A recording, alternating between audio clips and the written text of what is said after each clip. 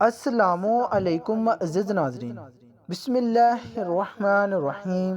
ایک دن حضرت محمد صلی اللہ علیہ وآلہ وسلم جنگل کے پاس سے گزر رہے تھے، تبھی انہوں نے دیکھا کہ ایک یہودی نے ایک ہرن کو باندھ رکھا ہے۔ جیسے ہی اس ہرن کی نظر نبی پاک صلی اللہ علیہ وآلہ وسلم پر پڑی تو وہ روتے ہوئے بول پڑا، یا رسول اللہ، یا حبیب اللہ، آج صبح میں اپنے بچوں کو چھوڑ کر کھانے کی تلاش میں نکلی تھی، اسی دوران یہ یہودی آیا اور مجھے پکڑ کر باندھ دیا۔ صبح سے اب تک میں یوں ہی قید ہوں، یا رسول اللہ صلی اللہ علیہ وآلہ وسلم، میرے چھوٹے چھوٹے بچے ہیں، صبح سے میں نے انہیں دودھ نہیں پلایا، وہ مجھے نہ پا کر پریشان ہو گئے ہوں گے، شاید ان کا گلا دودھ نہ ملنے کی وجہ سے سوکھ گیا ہوگا۔ یا رسول اللہ صلی اللہ علیہ وآلہ وسلم، میری آپ سے التجا ہے کہ آپ میری مدد کریں، مجھے میرے بچوں سے ملنے اور انہیں دودھ پلانے کی اجازت دلا دیں۔ ہرن کی درد بڑی گزارش سن کر حضرت محمد صلی اللہ علیہ وآلہ وسلم کی آنکھوں سے آنسو جھلک پڑے۔ آپ نے اس یہودی سے فرمایا، اے یہودی، تم نے اس معصوم ہرن کو کیوں باندھ رکھا ہے؟ یہودی نے جواب دیا، میں نے اس کا شکار کیا ہے، جنگل کے جانوروں کا شکار کرنا جائز ہے، اس لیے اسے باندھا ہے۔ نبی کریم صلی اللہ علیہ وآلہ وسلم نے فرمایا، کیا تم نہیں دیکھ رہے کہ یہ ایک ماں ہے، دودھ سے بڑے ہوئے ہیں، یہ اپنے بچوں کو دودھ نہ پلانے کی وجہ سے پریشان ہے، اسے چھوڑ دو تاکہ یہ اپنے بچوں کو دیکھ سکے اور انہیں دودھ پلا سکے۔ یہودی نے کہا، میں نے اسے جنگل سے پکڑا ہے، اب تمہاری بات کیوں مان لیں؟ حضرت محمد صلی اللہ علیہ وآلہ وسلم نے نرمی سے سمجھاتے ہوئے فرمایا، اس ماں ہرن کو ایک بار اپنے بچوں کے پاس جانے دو، وہ انہیں دودھ پلا کر اور مل کر واپس تمہارے پاس لوٹ آئے گی۔ یہودی نے غصے سے کہا، چھوڑا ہوا جانور آج تک کبھی واپس آیا ہے کیا؟ ایسی کوئی مثال ہے؟ اگر میں اسے چھوڑ دوں تو یہ کبھی نہیں لوٹے گا۔ جب نبی پاک صلی اللہ علیہ وآلہ وسلم نے دیکھا کہ یہودی کسی بھی طرح سے ہرن کو چھوڑنے کے لیے تیار نہیں ہے تو آپ نے فرمایا، اے یہودی، اس ہرن کو آزاد کر دو، اس کے بدلے تم مجھے باندھ لو، اگر یہ واپس نہ لوٹے تو تم مجھے عمر بھر قید میں رکھ سکتے ہو۔ یہودی نے کہا، ٹھیک ہے، ایک شرط پر میں اسے چھوڑ رہا ہوں، اگر یہ واپس نہ آئے تو میں تمہیں عمر بھر کے لیے قید کر لوں گا۔ آخر کار یہودی نے ہرن کو چھوڑ دیا اور حضرت محمد صلی اللہ علیہ وآلہ وسلم کو باندھ دیا۔ ہرن آزاد ہوتے ہی تیزی سے جنگل کی طرف بھاگ گیا۔ یہودی دل ہی دل میں ہنستے ہوئے سوچنے لگا، ہرن اب کبھی لوٹ کر واپس نہیں آئے گا، اب اس آدمی کو میں ہمیشہ کے لیے قید میں رکھوں گا۔ اس سے بڑا بولا، میں نے پوری دنیا میں نہیں دیکھا ایک جنگل کے جانور کے لیے اس نے اپنی زندگی داؤ پر لگا دی۔ ہرن تیزی سے اپنے بچوں کے پاس پہنچا، بچوں نے اسے دیکھ کر حیرانی سے پوچھا، ماں، آپ صبح سے کہاں تھی؟ ہم آپ کا انتظار کرتے کرتے تھک گئے تھے، بنا دودھ کے ہمارا گلا سوکھ گیا ہے، کیا ہو گیا تھا کہ آپ ہمیں چھوڑ کر چلی گئی تھی؟ ماں ہرن نے بچوں کو سمجھاتے ہوئے کہا، میرے پیارے بچوں، آج صبح جب میں تمہارے لیے کھانے کی تلاش میں نکلی تھی تو ایک یہودی نے مجھے پکڑ لیا، وہ مجھے باندھ کر لے گیا، پھر اللہ کے پیارے نبی صلی اللہ علیہ وآلہ وسلم اس راستے سے گزرے، میں نے ان سے تمہاری حالت کے بارے میں کہا اور ان سے مدد کی اپیل کی۔ ہرن نے آگے کہا، نبی کریم صلی اللہ علیہ وآلہ وسلم نے میری مدد کرنے کے لیے خود کو اس یہودی کے پاس گروی رکھ دیا تاکہ میں تم سے آخری بار مل سکوں۔ اب مجھے واپس لوٹ کر جانا ہوگا کیونکہ میں نے وعدہ کیا ہے کہ میں ضرور لوٹوں گی۔ ماں ہرن نے اپنے بچوں سے کہا، میرے پیارے بچوں، وہ سخت دل یہودی اللہ کے پیارے نبی صلی اللہ علیہ وآلہ وسلم کو باندھ کر رکھے ہوئے ہیں، اس لیے تم جلدی سے میرا دودھ پی لو، مجھے واپس جانا ہوگا، میں اپنے نبی کو تکلیف میں نہیں چھوڑ سکتی۔ جب ہرن کے بچوں نے یہ سنا کہ یہ ان کی ماں نبی کریم صلی اللہ علیہ وآلہ وسلم کو یہودیوں کے پاس گروی رکھ کر صرف ان سے ملنے اور دودھ پلانے آئی ہے تو وہ روتے ہوئے بولے، اماں آپ کیسے سوچ سکتی ہیں کہ ہم اپنے نبی کے قید ہوتے ہوئے آپ کا دودھ پیئیں گے جنہیں یہودی نے قید کر رکھا ہے؟ نہیں، ہم آپ کا دودھ نہیں پی سکتے، آپ چلیں، ہم بھی آپ کے ساتھ چلیں گے، ہم اللہ کے نبی کی تکلیف برداشت نہیں کر سکتے۔ اس کے بعد ماں ہرن اپنے بچوں کے ساتھ نبی کریم صلی اللہ علیہ وآلہ وسلم کے پاس لوٹنے کے لیے چل پڑی۔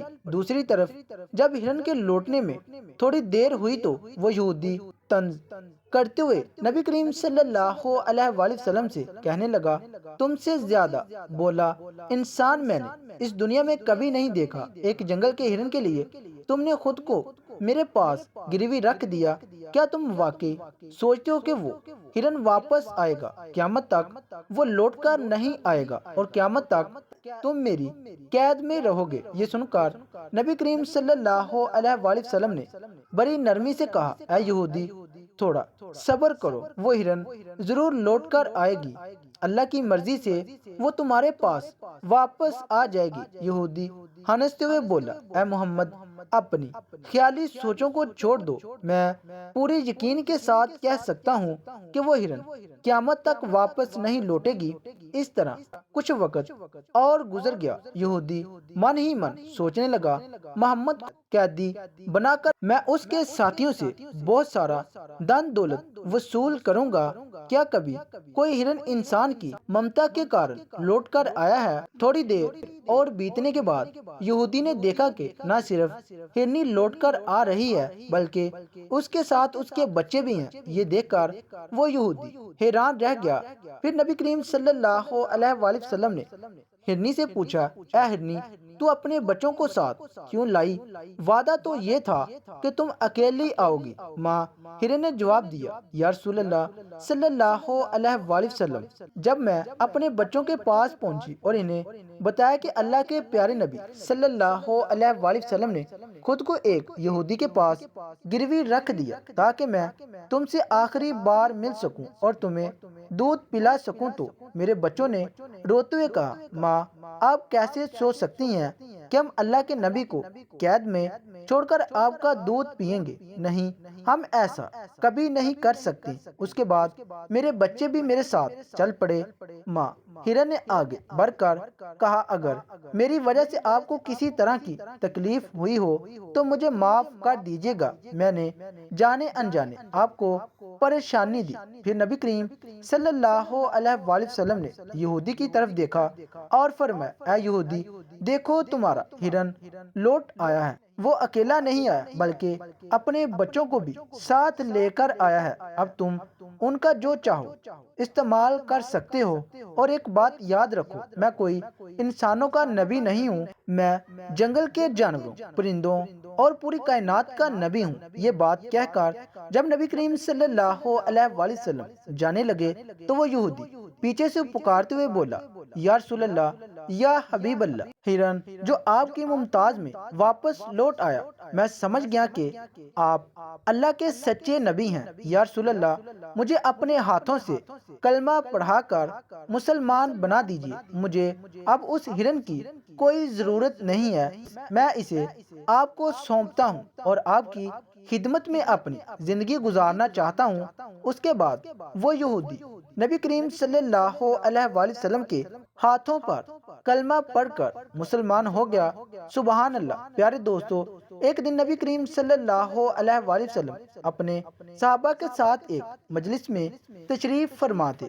اسی وقت ایک غریب بدو دیہاتی وہاں آیا، اس کے ہاتھ میں ایک گوہ تھی جسے اس نے پکڑا ہوا تھا۔ اس نے صحابہ کی طرف اشارہ کرتے ہوئے پوچھا، یہ شخص کون ہے؟ صحابہ نے جواب دیا، یہ ہمارے رسول ہیں، یہ تمام جہانوں کے لیے نبی ہیں۔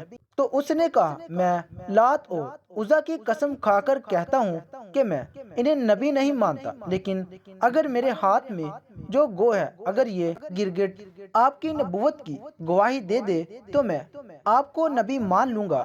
اس بدو نے نبی کریم صلی اللہ علیہ وآلہ وسلم کی طرف دیکھتے ہوئے کہا، اے محمد، جب تک یہ گرگٹ گواہ آپ کی نبوت کو نہیں مانے گا، میں بھی آپ کو نبی نہیں مانوں گا۔ نبی کریم صلی اللہ علیہ وآلہ وسلم نے مسکرا کر اس بدو سے فرمایا، اے بدو، سچی بات بتاؤ، اگر یہ گرگٹ تمہاری بات مان کر میری نبوت کی گواہی دے دے تو کیا تم یقیناً مجھ پر ایمان لاؤ گے؟ وہ بدو نے جواب دیا، اگر یہ واقعی ایسا ہوا تو میں آپ کو نبی مان لوں گا اور آپ پر ایمان لے آؤں گا۔ تب اللہ کے رسول صلی اللہ علیہ وآلہ وسلم نے فرمایا، تو پھر تم اس گرگٹ کو چھوڑ دو۔ بدو نے حکم کے مطابق گرگٹ کو چھوڑ دیا۔ پھر نبی کریم صلی اللہ علیہ وآلہ وسلم نے گرگٹ کو پکارا، اے گرگٹ، ہمارے پاس آؤ اور جواب دے۔ جیسے نبی کریم صلی اللہ علیہ وآلہ وسلم نے گرگٹ کو پکارا، وہ گرگٹ سب کی سمجھ میں آنے والی عربی زبان میں بولنے لگا، لبیک یا رسول اللہ، میں آپ کی خدمت میں حاضر ہوں اور آپ کی سیوا کے لیے حاضر ہوں۔ سبھی لوگ یہ سن کر دنگ رہ گئے اور جان گئے کہ یہ اللہ کا کرشمہ اور معجزہ ہے۔ پھر نبی کریم صلی اللہ علیہ وآلہ وسلم نے اس سے پوچھا، جس نے جنت میں رحمت اور جہنم میں عذاب بنایا ہے، بتاؤ وہ کون ہے؟ گرگٹ نے جواب دیا، وہ اللہ ہے۔ پھر نبی کریم صلی اللہ علیہ وآلہ وسلم نے پوچھا، اے گرگٹ، میں کون ہوں؟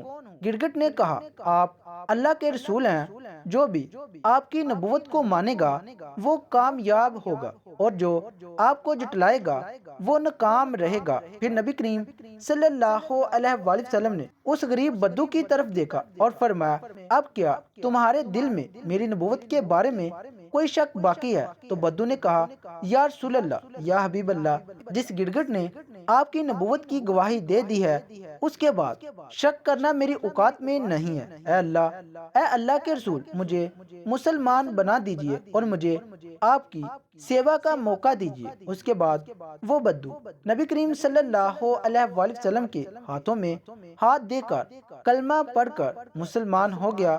سبحان اللہ۔ ایک دن ابو جہل، علی ابن مغیرہ اور اکرامہ بن ابو جہل جیسے کافروں نے نبی کریم صلی اللہ علیہ وآلہ وسلم سے کہا، اے محمد، جو چاند آسمان میں دکھائی دے رہا ہے، اگر تم اسے دو ٹکڑوں میں بانٹ کر دکھا سکو تو ہم تم پر ایمان لائیں گے اور اسلام کو قبول کر لیں گے۔ تب نبی کریم صلی اللہ علیہ وآلہ وسلم نے ان سے پوچھا، اگر میں سچ میں آسمان کے چاند کو دو ٹکڑوں میں بانٹ کر دکھا دوں تو کیا تم مجھ پر ایمان لاؤ گے اور اللہ کو اپنا رب مانو گے؟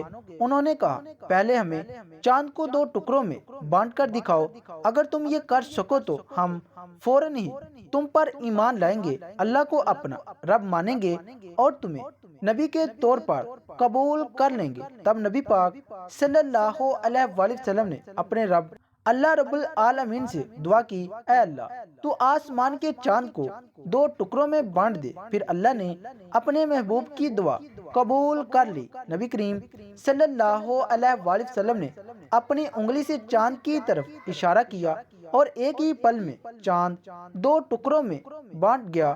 چاند کے دونوں ٹکڑے اتنے دور دور ہو گئے، یہ منظر کافروں نے اپنی آنکھوں سے دیکھا۔ پھر نبی کریم صلی اللہ علیہ وآلہ وسلم نے ان کا نام لے لے کر پکارا، اے ابو جہل، تم گواہ بنو، اے علی ابن مغیرہ، تم گواہ بنو، اے راج ابن عائل، تم گواہ بنو، میں نے تمہاری شرط کے مطابق آسمان کے چاند کو دو ٹکڑوں میں بانٹ دیا ہے، اب تم لوگ اپنی بات نبھاؤ، اللہ کو رب مانو اور مجھے نبی کے طور پر قبول کرو۔ مگر کافر ہنستے ہوئے کہنے لگے، اے محمد، اب تک ہم یہ سمجھتے تھے کہ تمہارے پاس صرف اس دھرتی کی چیزوں پر جادو کرنے کی طاقت ہے، لیکن اب تو ہم دیکھ رہے ہیں کہ تم آسمان کے چاند پر بھی جادو کر سکتے ہو۔ تمہاری طرح اتنا بڑا جادوگر ہم نے کبھی نہیں دیکھا، اور یاد رکھو، ہم کبھی کسی جادوگر کو نبی نہیں مان سکتے۔ حقیقت یہ تھی کہ اللہ رب العالمین نے ان کے نصیب میں ایمان کا تحفہ لکھا ہی نہیں۔ اس لیے وہ اتنے بڑے موضوع کو دیکھ کر بھی اسلام کو قبول نہ کر سکے۔ اس خاص موضوع کے بارے میں اللہ نے سورۃ القمر میں ارشاد فرمایا ہے، قیامت قریب آ گئی ہے اور چاند پھٹ چکا ہے۔ ایک مرتبہ جب نبی پاک صلی اللہ علیہ وآلہ وسلم جنگ سے لوٹ رہے تھے تو ایک درخت کی چھاؤں میں آرام فرما رہے تھے۔ ان کی تلوار پاس میں رکھی تھی۔ اسی وقت ان کا ایک دشمن وہاں آ گیا۔ اس نے تلوار اٹھا لی اور سیدھا نبی پر تان دی۔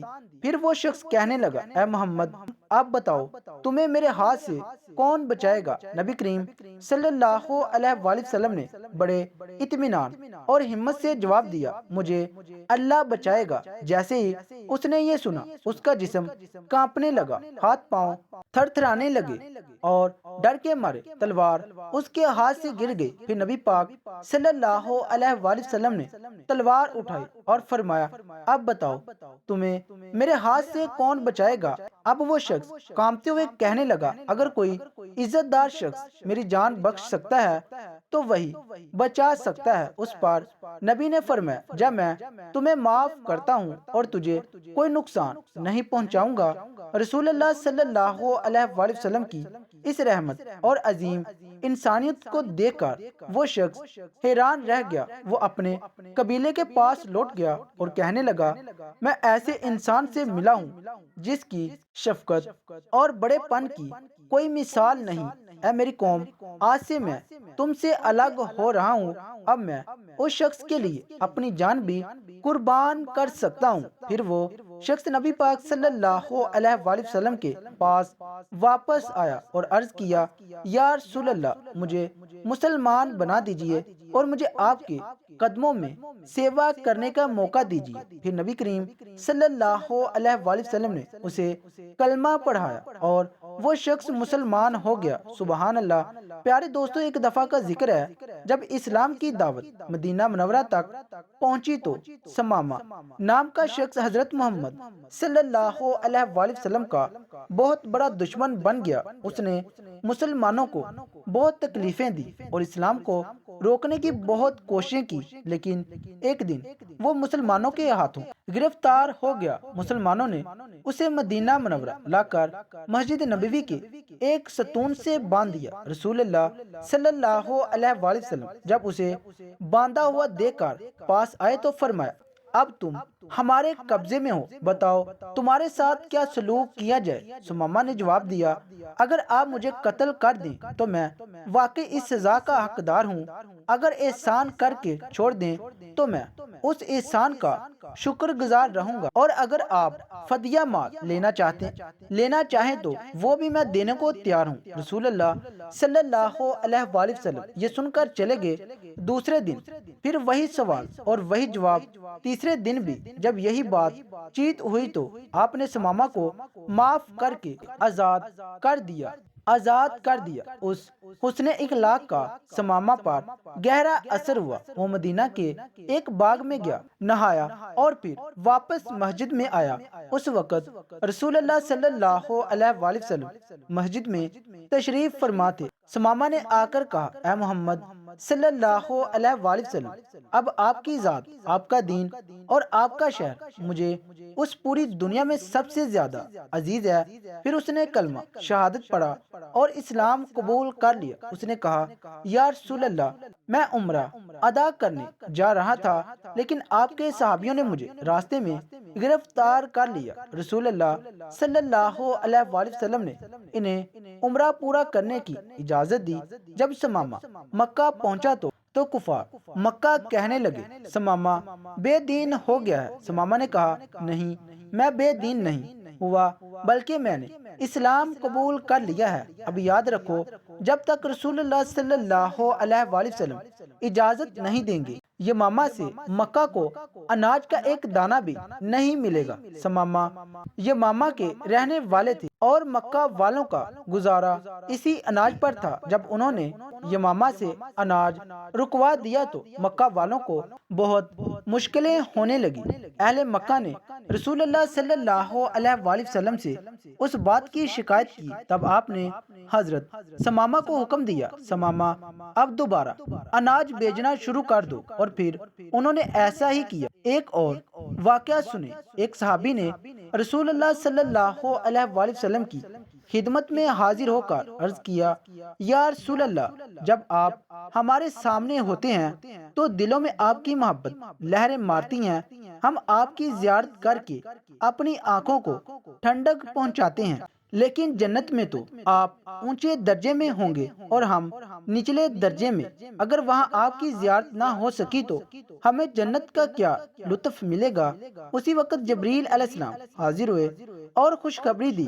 رسول اللہ صلی اللہ علیہ وآلہ وسلم نے اس صحابی کو بلایا اور فرمایا، آدمی اسی کے ساتھ ہوگا جس سے وہ محبت کرتا ہے۔ صحابہ کرام کہتے ہیں، ایمان لانے کے بعد ہمیں کسی اور بات سے اتنی خوشی نہیں ہوئی جتنی اس حدیث سے ہوئی، کیونکہ اب ہمیں یقین ہو گیا کہ آخرت میں ہمیں حضرت محمد صلی اللہ علیہ وآلہ وسلم کا ساتھ ملے گا۔ پیارے دوستو، اللہ تبارک و تعالیٰ سے دعا ہے کہ اللہ تعالیٰ حضور نبی کریم صلی اللہ علیہ وآلہ وسلم کے نقش قدم پر چلنے کی توفیق عطا فرمائے، ہمیں 5 وقت کا نمازی بنائے اور ہمارا خاتمہ بالخیر فرمائے، آمین یا رب العالمین۔ ناظرین، ویڈیو اچھی لگی تو ویڈیو کو لائک کریں، شیئر کریں، چینل کو سبسکرائب کریں اور کمنٹ باکس میں اللہ تعالیٰ کے 99 ناموں میں سے ایک نام ضرور ٹائپ کریں۔ اگلی ویڈیو تک کے لیے اجازت دیجیے، اللہ حافظ۔